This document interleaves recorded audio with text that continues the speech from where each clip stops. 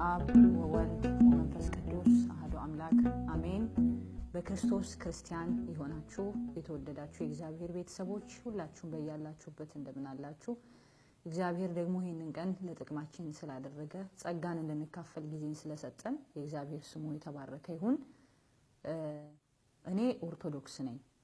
እምነቴን አልቀየርኩም።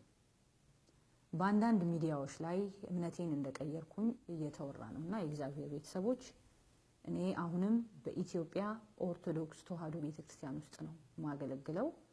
ስለዚህ እምነቴን እንዳልቀየርኩኝ ሁላችሁም በእግዚአብሔር ስም እንድታውቁ ፈልጋለሁኝ። እንደዚህ አይነት ነገር የሚያወሩትን ሰዎች ደግሞ እግዚአብሔር ማስተዋል ይስጥልን እላለሁኝ። አሁን አብረን መዝሙር እንዘምራለን።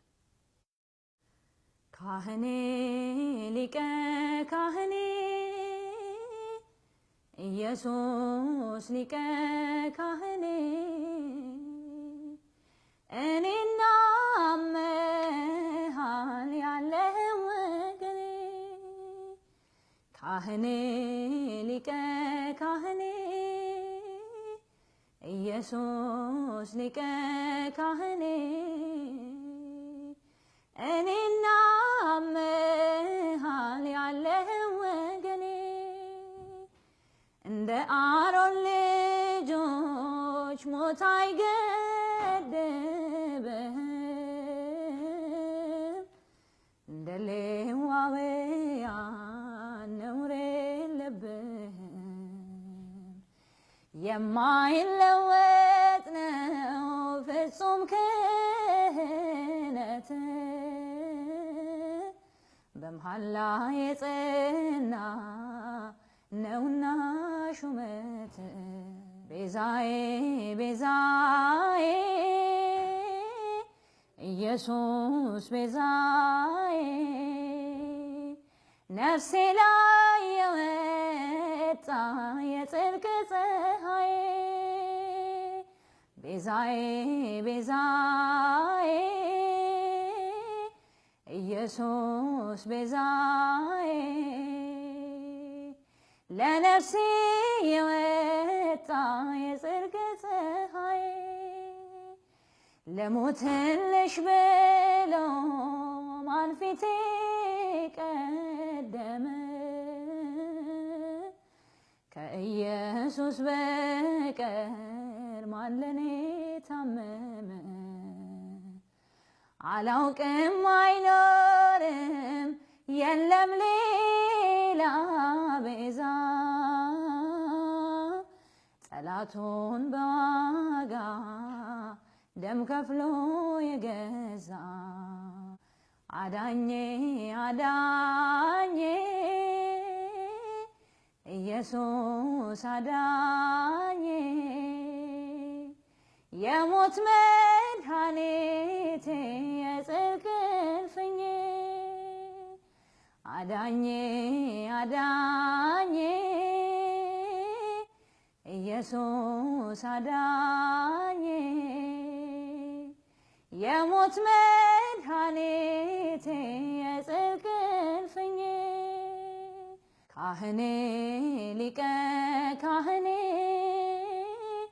ኢየሱስ ሊቀ ካህኔ እኔና መሃል ያለህ ወገኔ የዚያ ክፉ እባብ የመርዙ ማርከሻ የጠጣው መጠጥ ፍቱን መፈወሻ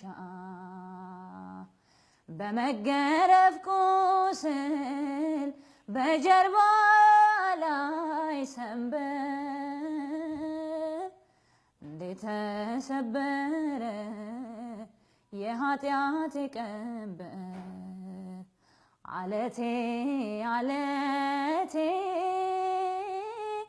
ኢየሱስ አለቴ የተተከልኩበት ጽኑ መሰረቴ አለቴ አለቴ ኢየሱስ አለቴ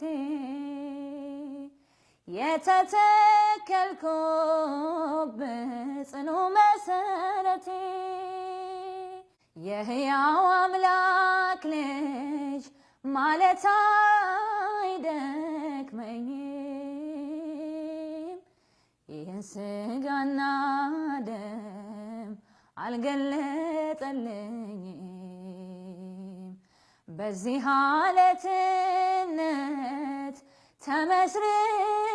ተመስርቻለሁ። የማዕዘኑ ራስ አግኝቼዋለሁ። መልህቄ መልህቄ ኢየሱስ መልህቄ ላትለቀኝ ያስከኝ እግዚአብሔር ልጅ ጽድቄ መልህቄ መልህቄ ኢየሱስ መልህቄ ላትለቀኝ ያስከኝ እግዚአብሔር ልጅ ጽድቄ ካህኔ ሊቀ ካህኔ ኢየሱስ ሊቀ ካህኔ እኔና መሃል ያለ ወገኔ። አሜን። ስለ መዝሙሩ የአምላካችን የአባታችን የእግዚአብሔር ስሙ የተመሰገነ ይሁን። ዛሬ እንግዲህ በባለፈው በዘመርኩት መዝሙር ላይ አንዳንድ ወንድሞችና እህቶች በመዝሙሩ ላይ ጥያቄ ስለተፈጠረባቸው እሱን አብረን እናያለን። ፊት ተንበርክኬ ማረኝ እልሃለሁ በሚማልድልኝ በኢየሱስ እለምንሃለሁ በሚለው መዝሙር ላይ ማለቴ ነው። እንዴት ይህን መዝሙር ከምን አንፃር እንደዘመርኩትና የቤተ ክርስቲያናችን ትምህርት እንደሆነ መዝሙሩ አብረን እስኪ እናያለን እንደ እግዚአብሔር ፈቃድ። በመጀመሪያ ደረጃ ስለ እግዚአብሔር አንድነትና ሶስትነት እንነጋገራለን። ያውኛ በቤተ ክርስቲያናችን እንዳደግነው የእግዚአብሔር የሥላሴ አብ ወልድ መንፈስ ቅዱስ በአካል ሶስት በመለኮት አንድ ስንባል ነው ሁላችንም ያደግነው። ኢየሱስ ክርስቶስ ከአብና ከመንፈስ ቅዱስ ጋራ እኩል የሆነ የተካከለ የባህሪ አምላክ ነው።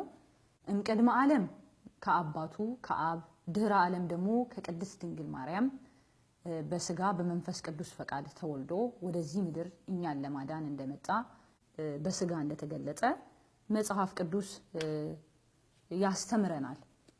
በሚስጥረ ስጋዊ ስጋን ለብሶ ሰው ሲሆን ሰውነት መለኮትን መለኮት ሰውነትን ገንዘቡ ስላደረገ ተዋህዶ ተባለ። በመሆኑም ሰውነቱ ከአምላክነቱ ጋር ተዋሃደ እንጂ የወልድን አምላክነት አልቀነሰውም። ኢየሱስ ክርስቶስ ከአብና ከመንፈስ ቅዱስ ጋራ የተካከለ የባህሪ አምላክ ነው።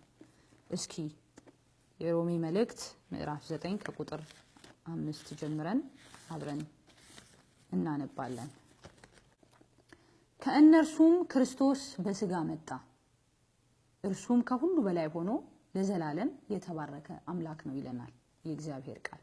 ኢየሱስ ክርስቶስ ከአብና ከመንፈስ ቅዱስ ጋራ የተካከለ የባህሪ አምላክ ነው። አሁን ደግሞ በስጋ ወደ ምድር ተገልጦ ከቅድስት ድንግል ማርያም ስጋን ለብሶ እንዴት እንዳዳነን፣ እንዴት ከእግዚአብሔር ጋር እንዳስታረቀን፣ እንዴት ደግሞ እንዳማለደን በሰውና በእግዚአብሔር መካከል መካከለኛ ሆኖ እንዴት እንዳማለደን ደግሞ እናያለን። ወደ ሮሜ ሰዎች ምዕራፍ 3 ከ20 ጀምሮ እስከ 25 ያለውን የእግዚአብሔርን ቃል አነባለሁኝ። ይህም የሕግ ሥራ በመስራት ስጋ የለበሰ ሁሉ በእግዚአብሔር ፊት ስለማይጸድቅ ነው፣ ኃጢአት በሕግ ይታወቃልና ይላል የእግዚአብሔር ልጆች። ስለዚህ የሰው ልጅ በደረሰበት የኃጢአት ውድቀት ምክንያት በሕግ በኩል ወደ እግዚአብሔር ሊገባ ስላልቻለ ኢየሱስ ክርስቶስ የሰውን ስጋ ለብሶ ወደ ምድር ወርዷል። ቀጥሎ 21 ላይ ምን ይላል?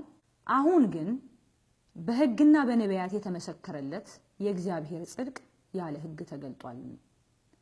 እርሱም ለሚያምኑ ሁሉ የሆነ በኢየሱስ ክርስቶስ በማመን የሚገኘው የእግዚአብሔር ጽድቅ ነው። ልዩነት የለምና ሁሉ ኃጢአትን ሰርተዋል፣ የእግዚአብሔር ክብር ጎሏቸዋል። በኢየሱስ ክርስቶስ በሆነው ቤዛነት በኩል እንዲያው በጸጋው ይጸድቃሉ ይለናል የእግዚአብሔር ቃል። ስለዚህ የእግዚአብሔር ልጆች ኢየሱስ ክርስቶስ ወደ ምድር ዋናው የመጣበት ዓላማው በሰውና በእግዚአብሔር መካከል ጠብ ስለሆነ የሚያስታርቅ መካከለኛ ስለሚያስፈልግ ኢየሱስ ክርስቶስ መካከለኛችን ሆኖ በስጋ ወደ ምድር ተገልጧል ማለት ነው። ስለዚህ ይሄ ለዘላለም የተባረከ የሆነው አምላክ እኛን በስጋ ለማዳን ወደ ምድር መጣ ማለት ነው። እስኪ ስለ ኢየሱስ ክርስቶስ ሁለት ነገሮችን እንይ። አንደኛ ኢየሱስ ክርስቶስ ክህነቱ ዘላለማዊ መሆኑ፣ ሁለተኛ ደግሞ መስዋዕቱ ዘላለማዊ መሆኑን አብረን እናያለን። የዕብራውያን መጽሐፍ አነባለሁ። ዕብራውያን 7 ከ20 እስከ 27 ያለውን ቃል አነባለሁ። እነርሱም ያለ መሐላ ካህናት ሆነዋልና እርሱ ግን ጌታ አንተ እንደ መልከጼዴቅ ሹመት ለዘላለም ካህን ነህ ብሎ ማለ፣ አይጸጸትም ብሎ በተናገረለት ከመሐላ ጋር ካህን ሆኗልና ያለ መሐላ ካህን እንዳልሆነ መጠን እንዲሁ ኢየሱስ ለሚሻል ኪዳን ዋስ ሆነ። እነርሱ እንዳይኖሩ ሞት ስለከለከላቸው ካህናት የሆኑ ብዙ ናቸው።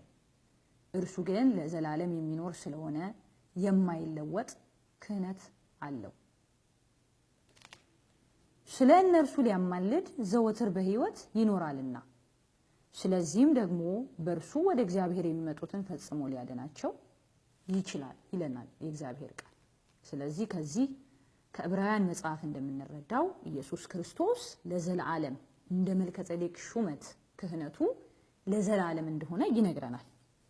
ወደ ብሉይ ኪዳን እንሄድና በብሉይ ኪዳን በነበረው ስርዓት እንዴት የብሉይ ኪዳን ካህናት እንደሚያገለግሉ በሰውና በእግዚአብሔር መካከል ሆነው መካከለኛ ሆነው እንዴት መስዋዕት እንደሚያቀርቡ በብሉይ ኪዳኑ ስርዓት እንዴት እንደሚያስታርቁ እናያለን።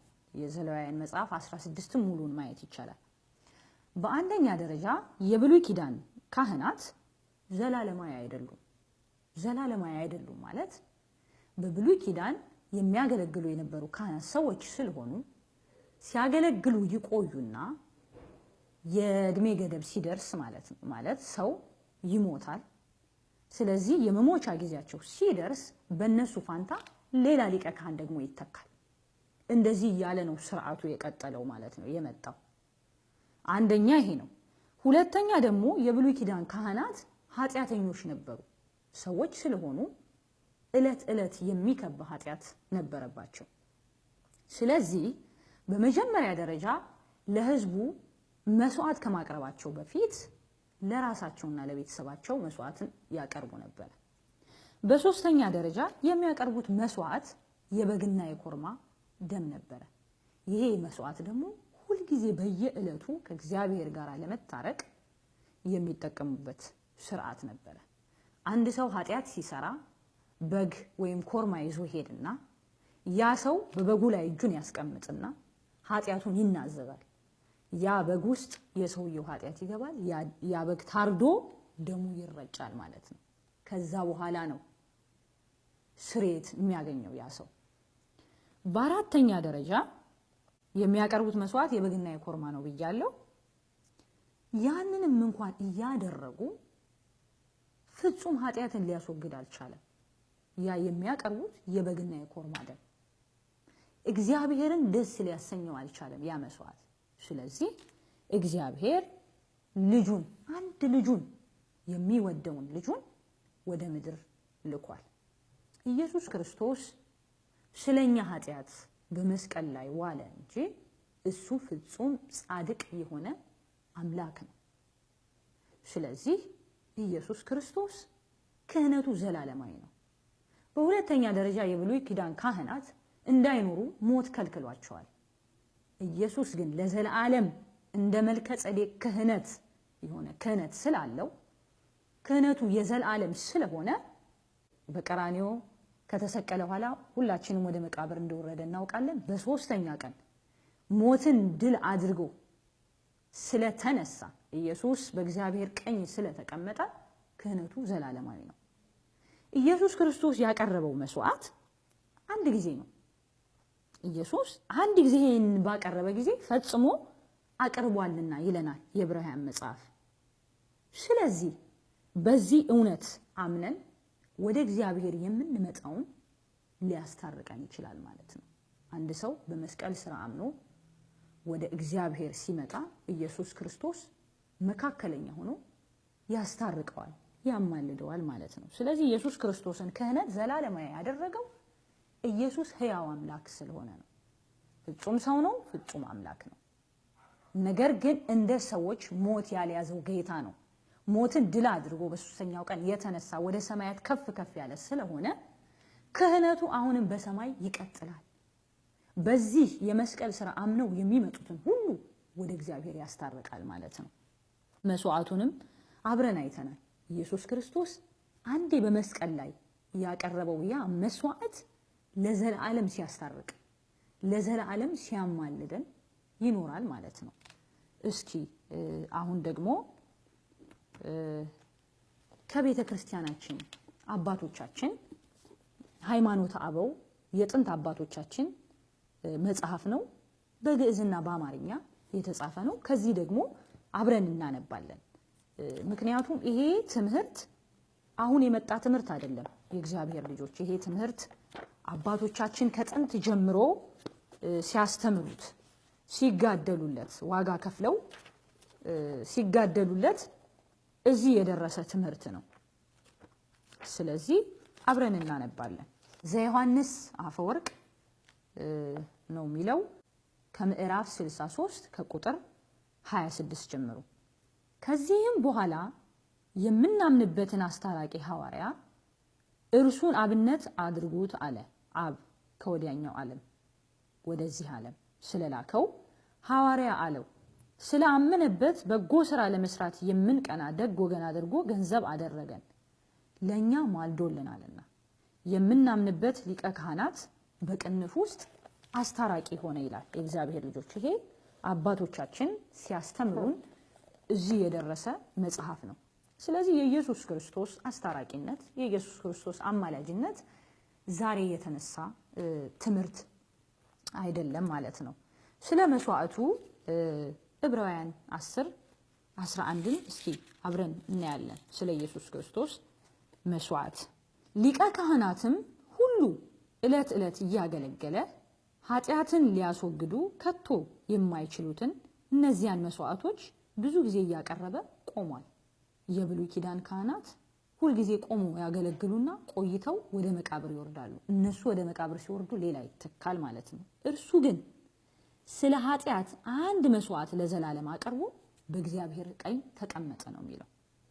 ስለዚህ ኢየሱስ ክርስቶስ ያቀረበው መስቀል ላይ የሰራው የማስታረቅ ስራ ያፈሰሰው ደሙ ለኛ የተከፈለው ዋጋ አንድ ጊዜ ቢሆንም ግን ለዘላለም እስከ ዓለም ፍጻሜ ድረስ በዚህ እውነት የምንመጣውን በዚህ የመስቀል ስራ አምነን የምንመጣውን ከእግዚአብሔር ጋር ያስታርቀናል። አሁንም ዕብራውያን 7:26 ጀምሬ አነባለሁ። ቅዱስና ያለ ተንኮል ነውርም የሌለበት ከኃጢአተኞችም የተለየ ከሰማያት ከፍ ከፍ ያለ እንዲህ ያለ ሊቀ ካህናት ይገባናል። እርሱም እንደዚያ ሊቀ ካህናት አስቀድሞ ስለ ራሱ ኃጢአት በኋላም ስለ ሕዝቡ ኃጢአት ዕለት ዕለት መስዋዕትን ሊያቀርብ አያስፈልገውም። ራሱን ባቀረበ ጊዜ ይህን አንድ ጊዜ ፈጽሞ አድርጓልና ይለናል የእግዚአብሔር ልጅ። ስለዚህ ኢየሱስ ክርስቶስ ዕለት ዕለት መውደቅ መነሳት የለበትም። አንድ ጊዜ ለዘላለም የከፈለው በመስቀል ላይ የከፈለው ያ የደም ዋጋ ለዘላለም ሲያስታርቅ ይኖራል። ስለዚህ የእግዚአብሔር ቤተሰቦች ኢየሱስ ክርስቶስ ያስታርቀናል፣ በእግዚአብሔርና በሰው መካከል መካከለኛችን ነው፣ ያማልደናል ስንል ክህነቱ ቀጥሏል፣ ምልጃው ቀጥሏል፣ አልቆመም። የተከፈለው መስዋዕትም ሊቀ ክህነቱም ዘላለማዊ ስለሆነ አሁንም በላይ ተቀምጦ በአባቱ ቀኝ ተቀምጦ ይሄ የምልጃው ስራ ቀጥሏል። ያ ሲባል ኢየሱስ ክርስቶስ በአብ ስር እየወደቀ እየተነሳ ማለት አይደለም። ኢየሱስ ክርስቶስማ አምላክ ነው፣ ፈራጅ ነው። ከአብና ከመንፈስ ቅዱስ ጋር እኩል የሆነ ፈራጅ ነው። አሁን ይፈርዳል። ይሄንን ስናወራ ግን በሚስጥረ ስጋዌው ወደ ምድር በመጣበት ጊዜ ተገልጦ የሰራው የማዳኑ ስራ ነው። አሁንም ቢሆን አንድ ክርስቲያን አምኖ በዚህ በመስቀል ስራ አምኖ ነው ብቻ ወደ እግዚአብሔር መግባት የሚሆንለት፣ ወደ እግዚአብሔር መታረቅ የሚሆንለት። ስለዚህ እግዚአብሔርም በኢየሱስ ክርስቶስ በኩል ካልሆነ ማንንም ሊያይ እንደማይችል መጽሐፍ ቅዱስ ይነግረናል። እግዚአብሔርን ሊያስደስተው የቻለ የለም፣ ማንም ጻድቅ የለም። ሁላችንም በድለናል፣ ኃጢአተኞች ነን።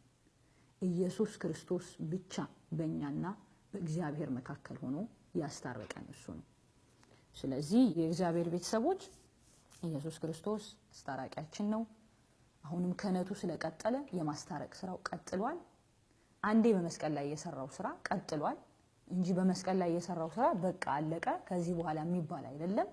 ምክንያቱም ክህነቱ እንደ መልከ ጼዴቅ ክህነት ስለሆነ የኢየሱስ ክርስቶስ ክህነቱ ቀጥሏል። ይሄን ብቻ አይደለም የእግዚአብሔር ልጆች፣ የኢየሱስ ክርስቶስ ደም መጀመሪያ አሕዛብ ሆነው የሚመጡትን ብቻ ሳይሆን ወደ እግዚአብሔር የሚያስታርቀው ለኛም ደግሞ ለክርስቲያኖቹ አምነን እለት እለት በኃጢአት ስንወድቅ ኃጢአት ሲከበን ላመንነው ክርስቲያኖች የኢየሱስ ክርስቶስ ደም ከኃጢአት ያነጻናል። በመጀመሪያ ለሚመጡት ያስታርቃቸዋል፣ ለኛ ደግሞ ያነጻናል ማለት ነው። አንደኛ ዮሐንስ መልእክትን ከምዕራፍ 1 ከቁጥር 6 ጀምሮ ከሱ ጋር ህብረት አለን ብንል በጨለማ ብንመላለስ እንዋሻለን፣ እውነትም አናደርግም። ነገር ግን እርሱ በብርሃን እንዳለ በብርሃን ብንመላለስ ለእያንዳንዳችን ህብረት አለን። የልጁ የኢየሱስ ክርስቶስ ደም ከኃጢአት ሁሉ ያነጻል ይላል የእግዚአብሔር ቃል። እንደገና ደግሜ እዛው ላይ አንደኛ ዮሐንስ መልእክትን ምዕራፍ 2 ከቁጥር 1 ጀምሬ ያነባለሁ። ልጆች ሆይ ኃጢአትን አታድርጉ ይህን እጽፍላችኋለሁ። ማንም ኃጢአትን ቢያደርግ ከአብ ዘንድ ጠበቃ አለን፣ እርሱም ጻድቅ የሆነው ኢየሱስ ክርስቶስ ነው። እርሱም የኃጢአታችን ማስተሰሪያ ነው፣ ለኃጢአታችን ብቻ አይደለም ነገር ግን ለዓለሙ ሁሉ ኃጢአት ነው እንጂ ይላል እግዚአብሔር ልጆች። ስለዚህ ኢየሱስ ክርስቶስ ለዓለሙ ሁሉ ኃጢአት ዋጋ የከፈለ አምላክ ነው። ስለዚህ ገና ወደ እግዚአብሔር አምነው የሚመጡትን ብቻ ሳይሆን አምነንም ደግሞ በምንኖረው ክርስቲያን በሚገጥመን ፈተናና ውድቀት ንስሐ ገብተን ወደ እግዚአብሔር ስንመለስ ደሙ እንደሚያነጻን ይነግረናል የእግዚአብሔር ቃል። አንድ ከቤተ ክርስቲያናችን መጽሐፍ ውዳሴ ማርያም በዕለተ ሰንበት የሚነበበውን ውዳሴ ማርያም ላይ ወኮነ አራቄ ለአዲስ ኪዳን በዊዘ ደሙ ቅዱስ ይላል። የእግዚአብሔር ልጆች በመዝሙሩ እንዳያችሁት ማለት ነው። ስለዚህ በዚህ በውዳሴ ማርያም መጽሐፋችን ላይ ዕለት ዕለት በሚደገመው የአዲስ ኪዳን አስታራቂ ሆነ በከበረ ደሙ ፈሳሽነት ነው የሚለው። ስለዚህ ይሄ የአባቶቻችን ትምህርት ነው የእግዚአብሔር ልጆች፣ እኛ ዛሬ የፈጠርነው ነገር አይደለም። ስለዚህ ይሄንን አውቀን ሁላችንም እንደ ቤሪያ ሰዎች ልባችንን አስፍተን መመርመር እንዲሆንልን የእግዚአብሔርን ቃል ማጥናት እንዲሆንልን የእግዚአብሔር ፈቃዱ ይሁን። እኔ ከዚህ እውነት አልወጣሁም፣ ከዚህ የእግዚአብሔር ቃል እውነትም ደግሞ አልወጣም። የእግዚአብሔር ልጆች አባቶቼ የሰጡኝን የእውነት ቃል ይዤ ወደፊት እሮጣለሁ፣ እዘረጋለሁ። እግዚአብሔር ሁላችንንም ይርዳን። እኔ እናንተ ባሪያ ነኝ፣ እኔ እናንተ አገልጋይ ነኝ። በጣም ነው የምወዳችሁ፣ በጣም ነው የማከብራችሁ። የእግዚአብሔር ደግሞ ምስክሩ ነኝ። በእውነት እግዚአብሔር ይሄንን ቃል ከእናንተ ጋር እንድካፈል እድሉን ስለሰጠኝ እግዚአብሔርን አመሰግነዋለሁ። አብረን መዝሙር እንዘምራለን። የዓለም ቤዛ ኢየሱስ ነው፣ የፈወሰኝ ጌታ ነው። መዳን በሌላ የለም፣ እኔ አምናለሁ ዘላለም። የዓለም ቤዛ ኢየሱስ ነው፣ የፈወሰኝ ጌታ ነው። መዳን በሌላ የለም፣ እኔ አምናለሁ ዘላለም። በሞት ስራች ፍጥረት ስላልዳነ ለሚሻለው ኪዳን ኢየሱስ ዋስ ሆነ።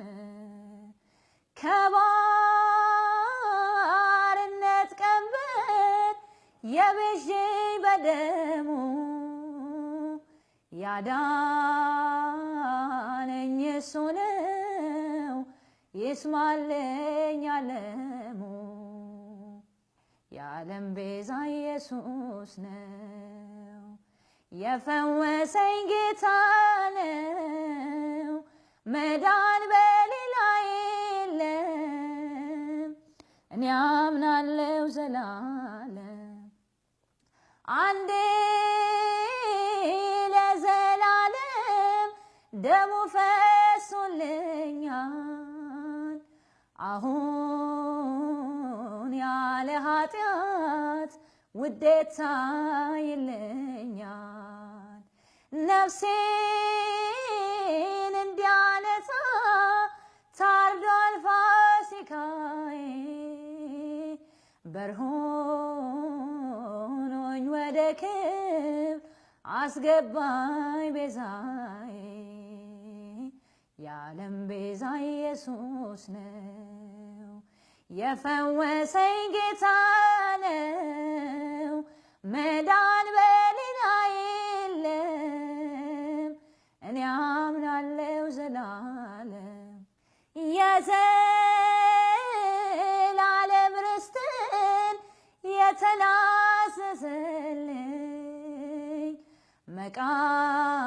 መቃብሬን ቀብሮ በሰማይ ያለልኝ ሞቶ በመስቀሉ ሰላም ያደረገው እሱ የአዲስ ኪዳን መካከለኛ ነው። የዓለም ቤዛ ኢየሱስ ነው የፈወሰኝ ጌታ ነው። መዳን በሌላ የለም እኔ አምናለሁ ዘላለም። እንድንበት ዘንድ ተሰጥቶናል ስሙ አማራጭ የሌለው መዳኛ ነው ደሙ። ሞትን መሞት እንጂ መግደል የተቻለው ከኢየሱስ በቀር ሌላ ጌታ ማነው? የዓለም ቤዛ ኢየሱስ ነው የፈወሰኝ ጌታ ነው። መዳን በሌላ የለም እኔ አምናለሁ ዘላለም። የመቅደስ አዛዦች እጅ ቢጫንብኝ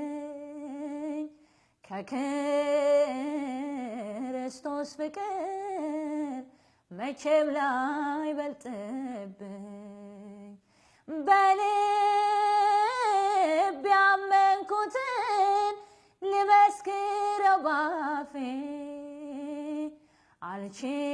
አልችልም ዝምታ በሞቱ ተረፌ። የዓለም ቤዛ ኢየሱስ ነው የፈወሰኝ ጌታ ነው። መዳን በሌላ የለም እኔ አምናለሁ ዘላለም።